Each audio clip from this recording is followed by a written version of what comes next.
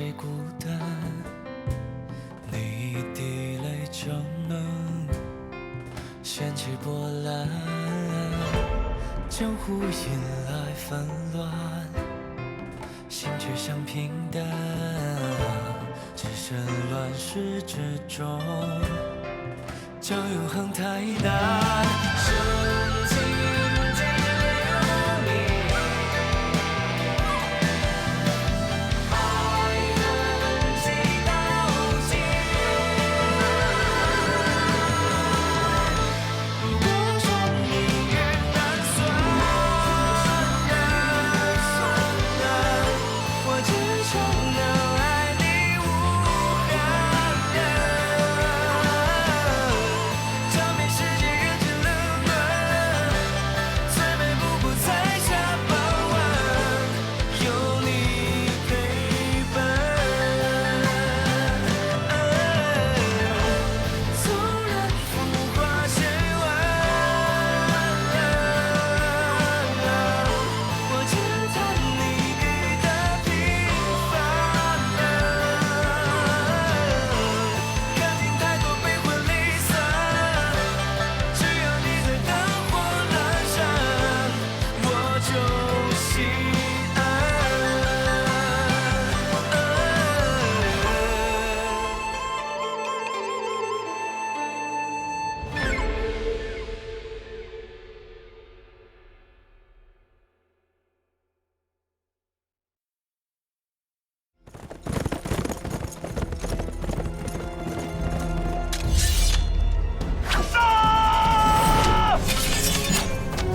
放箭！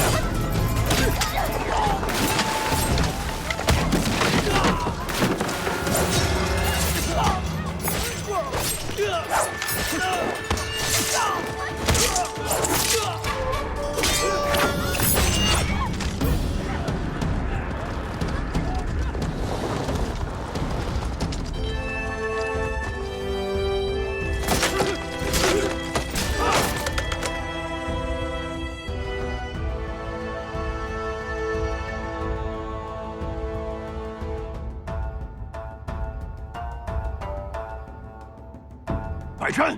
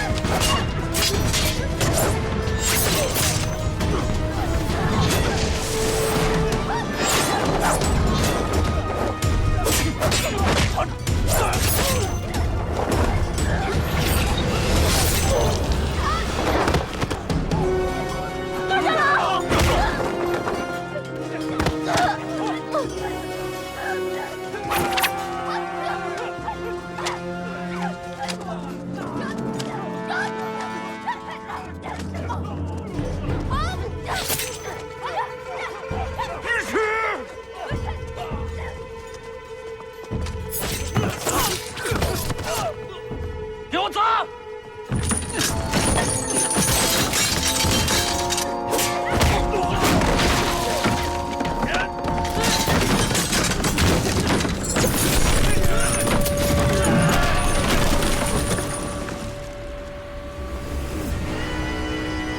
回大殿，保护长老！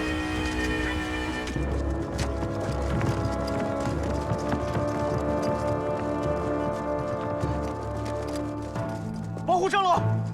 长老，您就在这儿，我出去劫一次山。走！不行，死有何难？难道我崇后宫的百年基业就这样毁了吗？大长老，以现在的情况，他马上就要冲进来了。那怎么办，长老？难道我们就在这儿等死吗？现在除了这重火大殿，其他的地方都被我们控制住了。哎，朱砂，不要冲动。可我们等下去，结果不也一样吗？外面弟子还在拼命啊！程曦，你要怕死，你留在这儿。朱砂，我不怕死，但我们绝不能就这样死。掌门，你要找的祠堂已经找到了，就在后院。好，师太，劳烦你守在这里，我去就来。重叶啊，重叶，这么多年来，我做梦都想灭了重火宫，为父报仇。今日，我做到了。我知道你此刻心急如焚，却无能为力。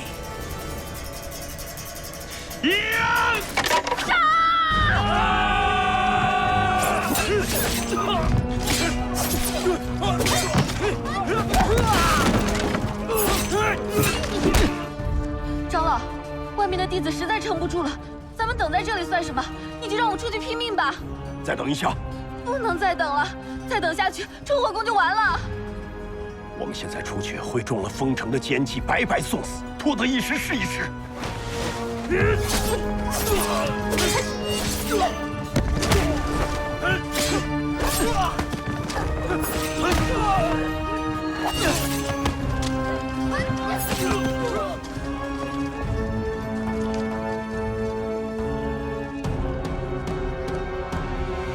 总算要为江湖、为武林彻底根除重火邪教，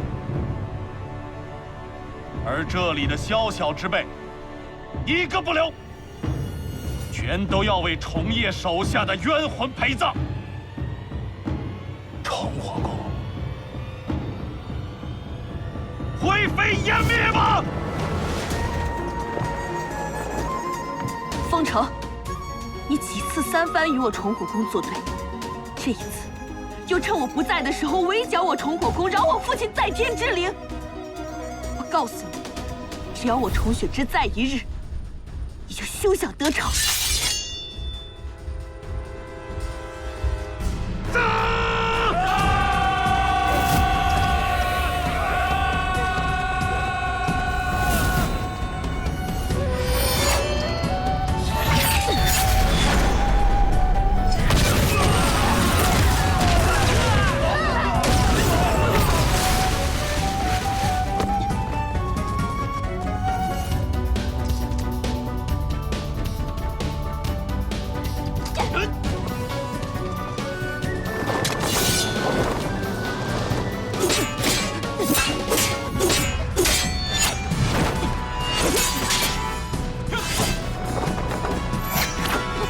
你别逼我，我是看着你长大的，不要再哭了。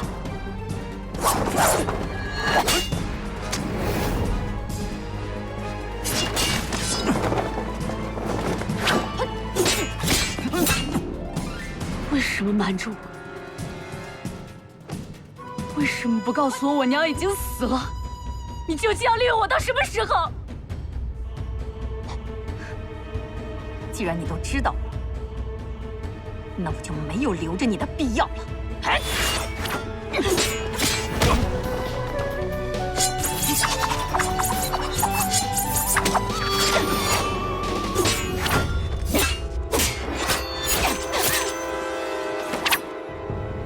不要再逼我了！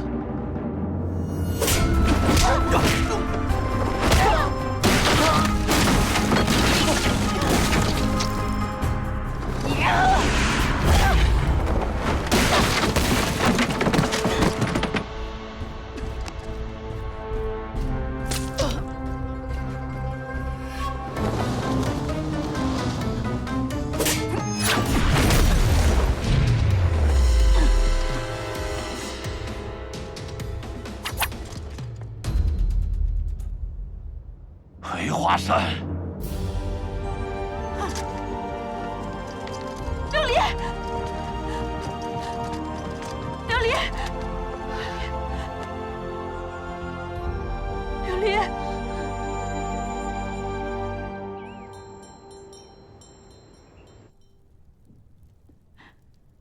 公主，你也别太难过了。琉璃死前有什么遗言吗？他说：“请你原谅他。”琉璃是峨眉派来的奸细，他已经都说了。我知道你一时无法接受这个事实，可我们每个人又何尝不是呢？琉璃虽是奸细，但他并无害你之心，也没有害崇火宫之心，只是受了峨眉的胁迫，不得已而为之罢了。公主，你都在这坐了好久了，我送你回昭雪楼休息吧。你们让我静静吧。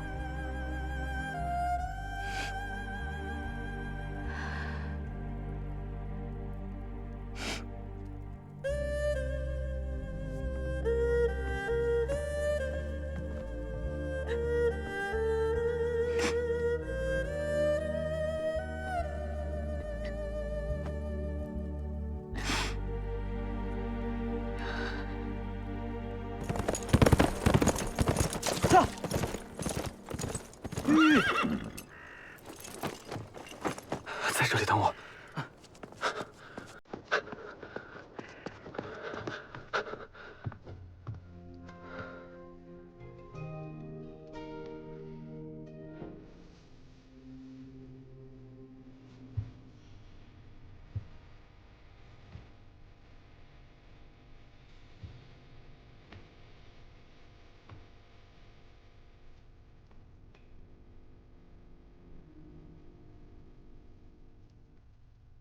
这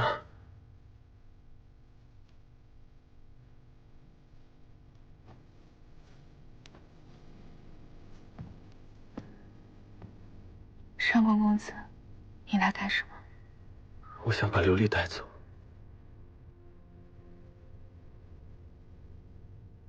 她的生母白云师太是我的姨母。她生前托我找到她的亲生女儿，好好照顾。是我不好，是我辜负了姨母。他们母女二人，自从分离之后就再没有相认。所以，我想带走琉璃的尸身，与姨母合葬。这样，他们二人也算团聚了。你为什么不告诉我琉璃是你表妹？你为什么什么事情都要瞒着我？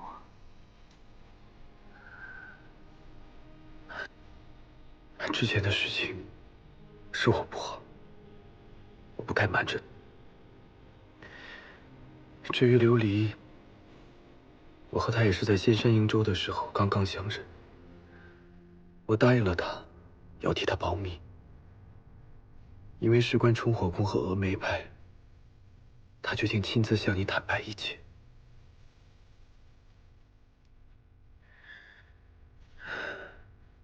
还有一件事，我想请你帮忙。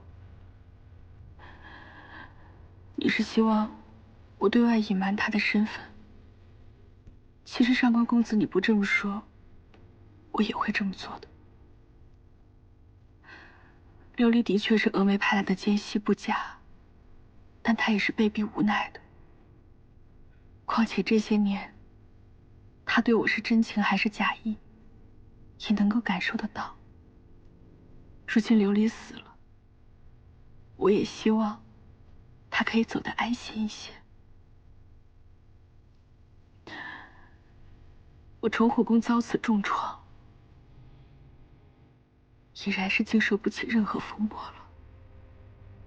另外，还有一件事情，我在抓住风墨的时候，他无意间向我透露，在风城的背后，可能还有一股巨大的势力。我担心他这次围剿崇火宫，并非报仇这么简单。我怀疑，他日后还会做出对崇火宫不利的事情。你还是要多加小心。风城这次被我打伤，短时间内应该是不会再来了。不过，还是要谢谢上官公子你的提醒。这件事情，我记下了。如果上官公子没有其他事情的话，还请尽快启程吧。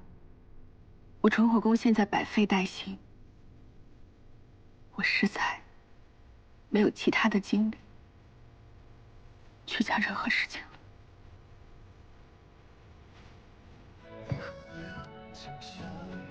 芷儿，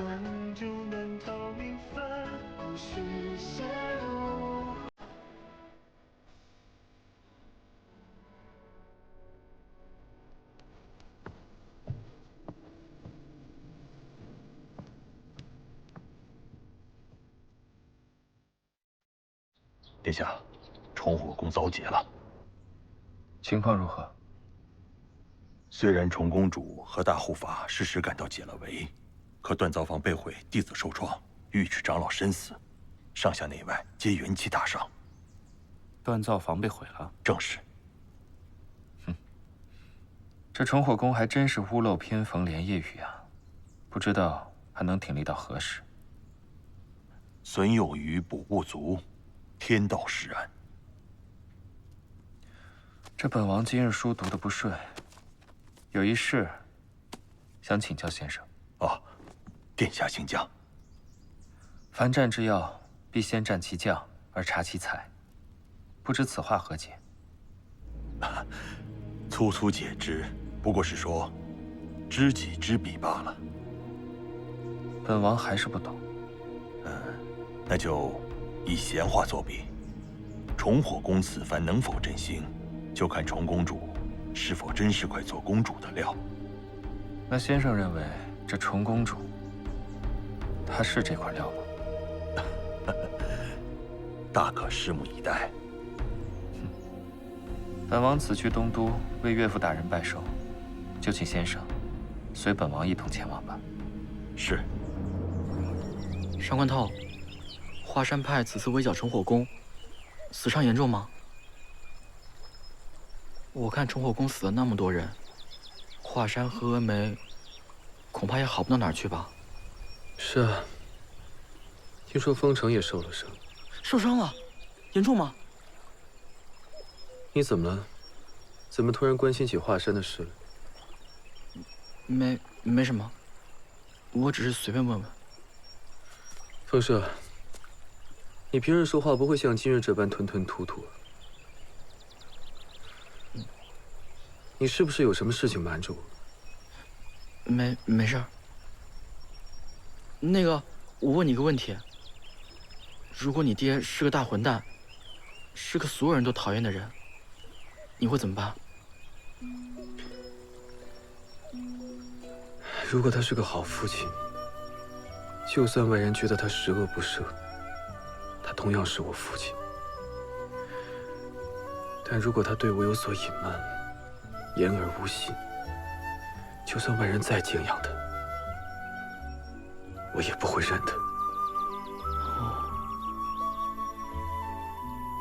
上官涛，我曾跟你说过，我也有我的秘密。现在我想去解开我的秘密，所以不能跟你一起走了。谢谢你一直以来的照顾，多保重。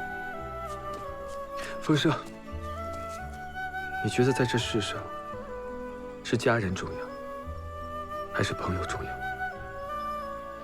以前我没有家人，也没有朋友。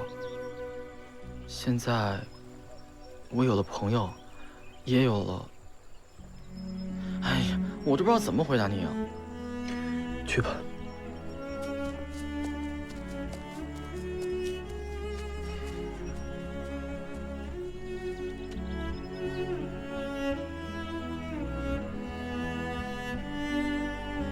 无命，公子，去跟着他，看他去哪，有情况立刻向我汇报，不要暴露。是。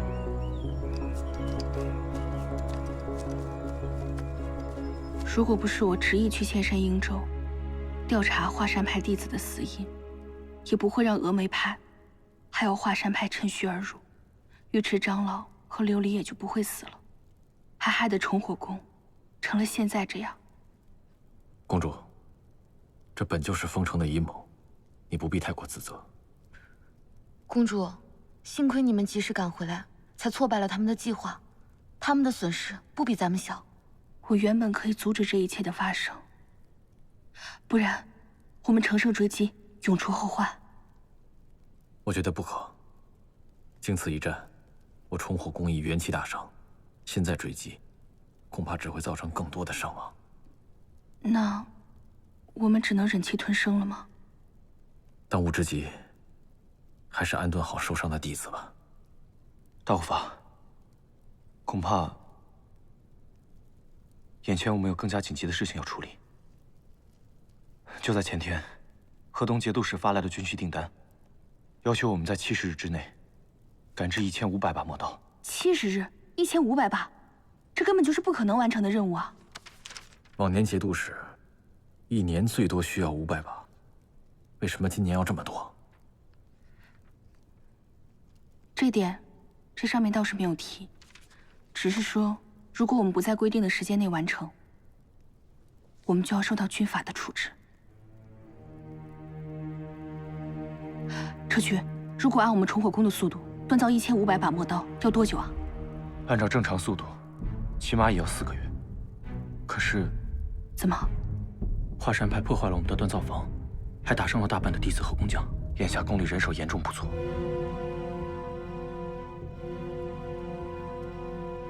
先是破坏我锻造房，又接到这么大的军需订单，两件事情放在一起，我担心是有人有意为之，故意刁难。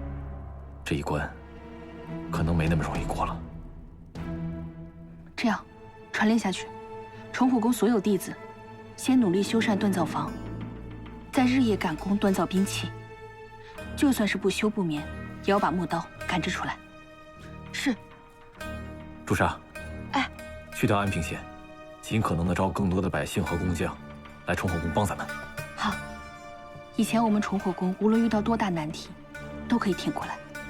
这次虽然情况严峻，但只要我们齐心协力，就一定能够完成任务。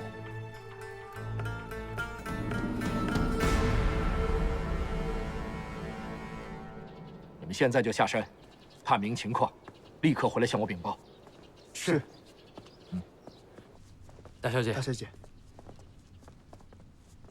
爹，凤子，你可算是回来了。都是女儿不好，让爹爹担心了。回来就好，回来就好。哎呀，你呀……啊，对了，青梅啊，她也一直惦记着你。你师傅呢？爹，有件事，女儿想跟您说。啊，这儿穆远哥，有件事情，我思来想去，还是应该告诉你。什么事儿啊？之前在仙山英州的时候，鲁王曾经派他的特使找过我。鲁王？他找你干什么呀？听他那个特使的意思，就是想拉拢咱们崇火宫。拉拢崇火宫？为何？庙堂之高，江湖之远，这其中千丝万缕，过于复杂。表面上呢，鲁王是说可以借他的势力，恢复咱们崇火宫往日的威名。可实际上，我觉得就是想让崇火宫统一江湖，好为他所用。我刚刚拒绝了鲁王，紧接着，华山派、峨眉派便来攻打咱们崇火宫。锻造房刚被毁，1500把磨刀的单子，便直接送上门来。我觉得，这一切并不是巧合。我总觉得，跟鲁王脱不了干系。这一波未平，一波又起的，我只能被牵着鼻子走，什么都做不了。你也别太灰心。所谓木秀于林，风必摧之。咱们崇火宫在江湖上，不管谁看，都视为一种威胁，所以，要么为他所用，要么被他所灭。你想想看，如果义父在世的话，他会怎么做？爹爹，他肯定不会认输的。那就对了。所以，咱们也不能轻易认输。当务之急就是把磨刀赶紧赶制出来，剩下的静观其变吧。嗯。不过你放心，我一定会陪着你。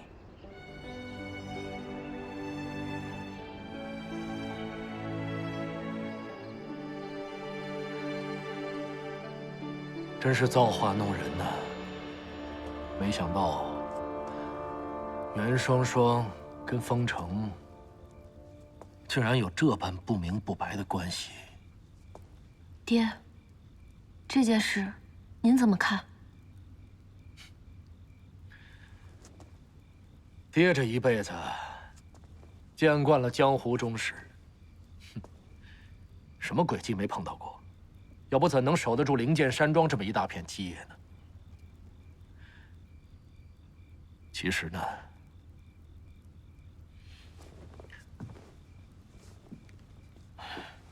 爹最担心的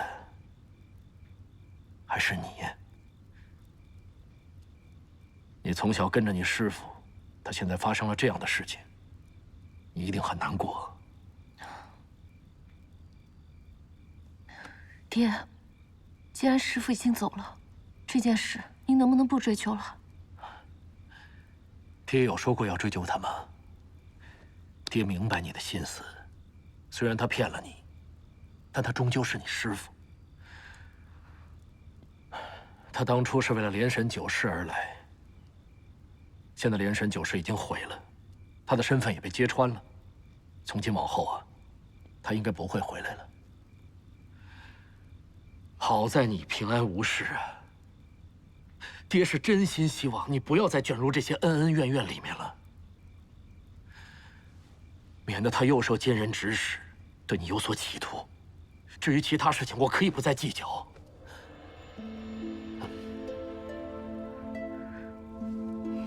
我知道了，爹爹。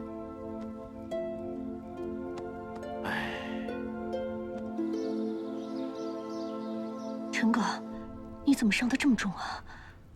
没有大碍，只是那充血之的武功又精进了很多。比我想象的更加厉害。都怪我，当初我要是早点能把连神九式给偷出来，你就不会出事了。这不怪你。灵剑山庄守卫何等森严，要不是这样，当初武林各派也不会答应把连神九式质押在灵剑山中。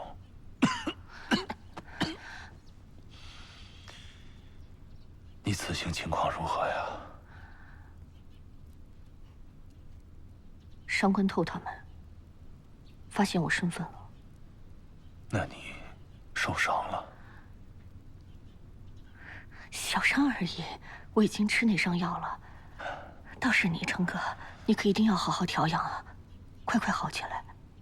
既然他们已经发现了你的身份，灵剑山庄和雪燕角，你是都回不去了。以后就留在我的身边吧。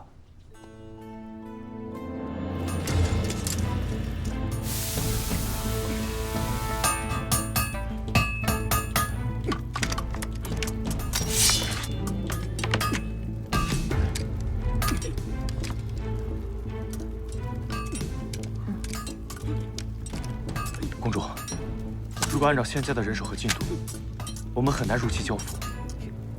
让弟子们再加把劲儿，其他的我再想办法。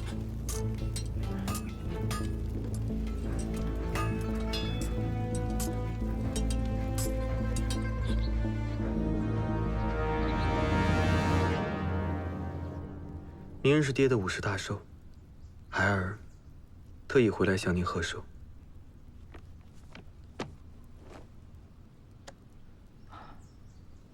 头儿，你记得爹的寿辰，有这份小心，爹真的很高兴啊。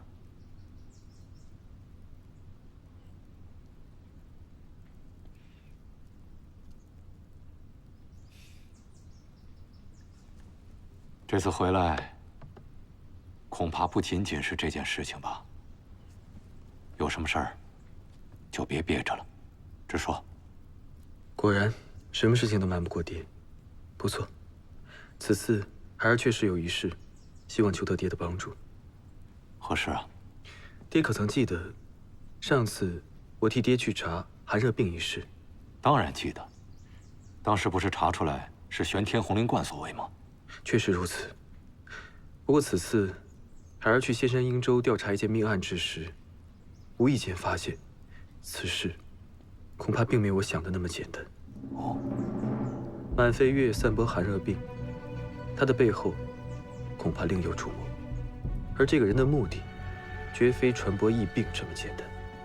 这其中，可能隐藏着会颠覆整个江湖的阴谋。竟有这样的事？不仅如此，孩儿这次回来之时，华山、峨眉两派联手，以报仇之名围剿崇火宫。若不是崇火宫公主崇雪芝及时赶回，崇火宫这次恐怕在劫难逃。而且封城也并非他表面上说的那么简单，他背后指使之人，恐怕和指使满飞月散播疫病的是同一个人。那你是否查出了背后主使之人是谁？这也是孩儿回来请爹帮助的原因。我现在查到的都是些零零碎碎的线索，就像是一张被撕碎了的地图。我明知道他们之间有着盘根错节的联系，可是我自己却毫无头绪，怎么也无法将他们拼凑起来。爹，您是当朝国师，又精通占卜之术，所以孩儿想请爹进行一番推算，为孩儿指点迷津。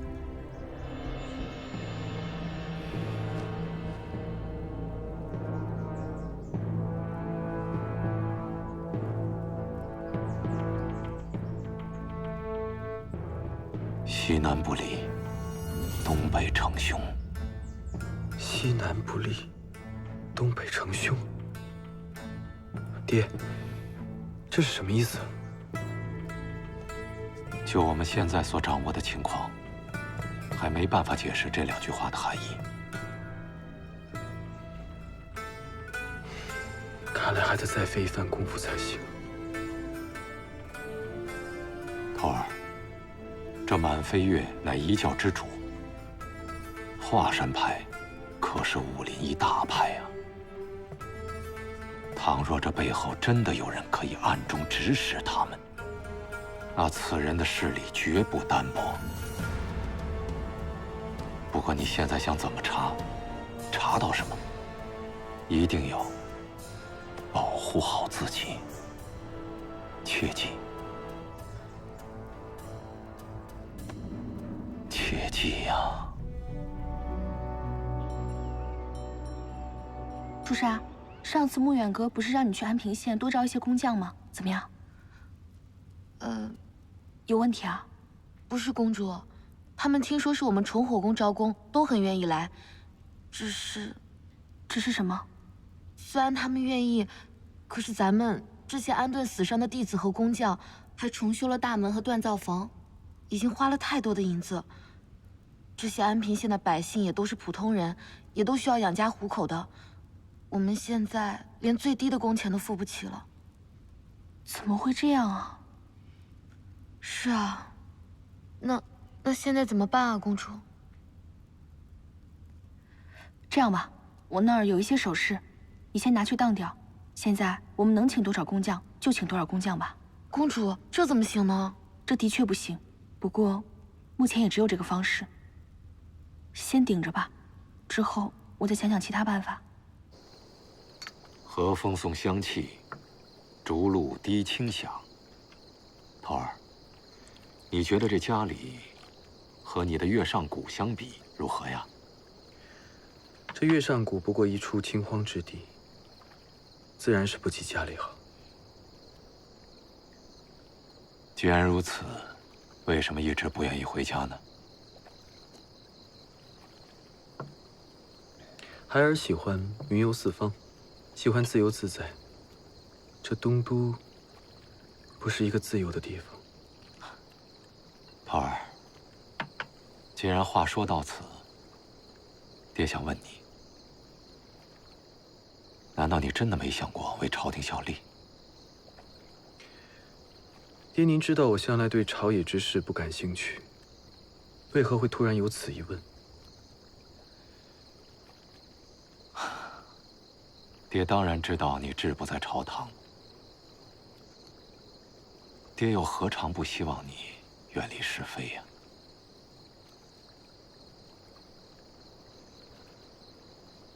但是，你人不入世，可你查的却是朝廷之事。你可知道，你所查之事绝非等闲之事，所查之人亦非等闲之人。如果朝中有人相助，也许可以帮你扫平一些障碍。爹的意思是，如果有了官家这个靠山，在江湖上行事也会事半功倍。可这样，不就破坏了江湖和朝廷互不干涉、互不来往的规律吗？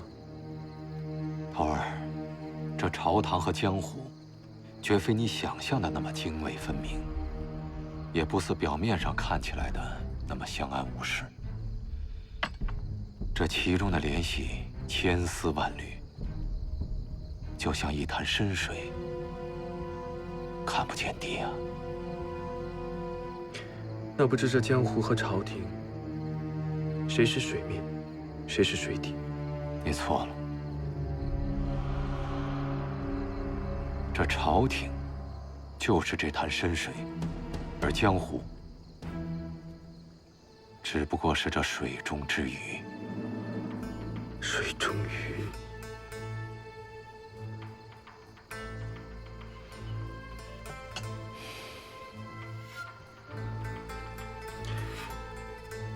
多谢父亲提点。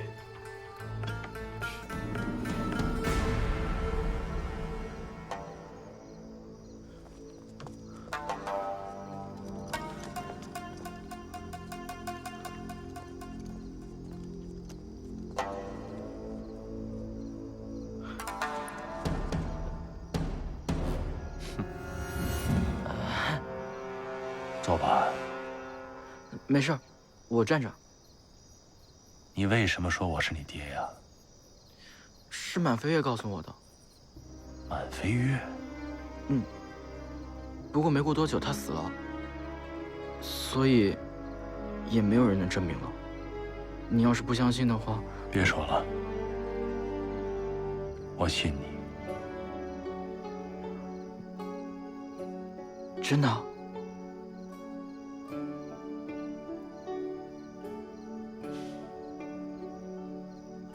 你和你娘年轻的时候，还颇有几分相似呢。我娘？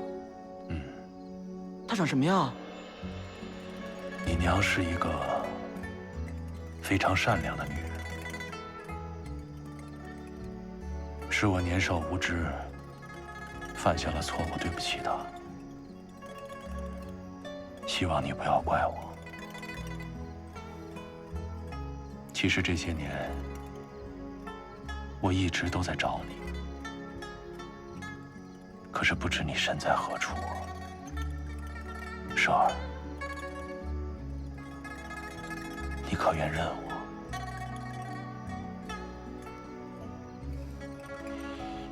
舍儿，回家吧，给我一个补偿的机会。那你这是承认我是华山的二公子啊？自然啊。那我就留下，其余的事儿我们以后再说。好啊，都依着你。舍儿，崇火宫是否有你相熟之人呢？你爷爷……我知道你恨崇火宫的人，我希望你不要再去找他们报仇了。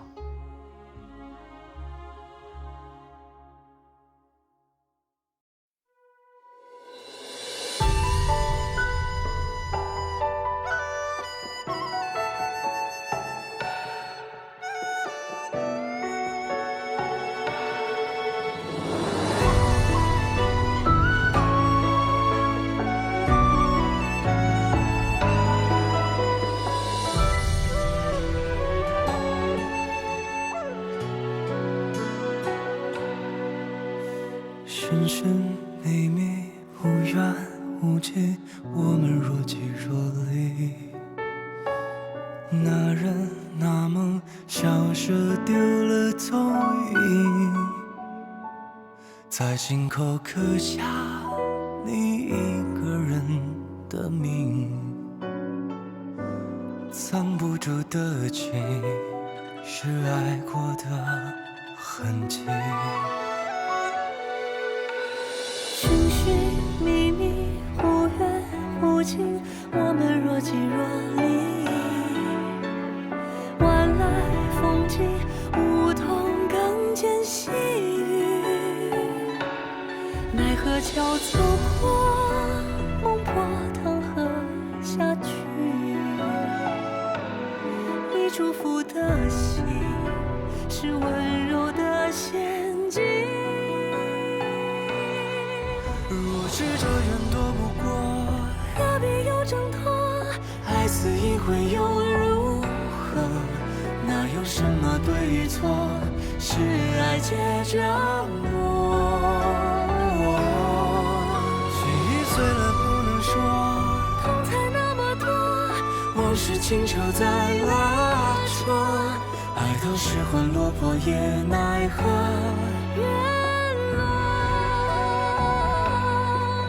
那独守轮回的人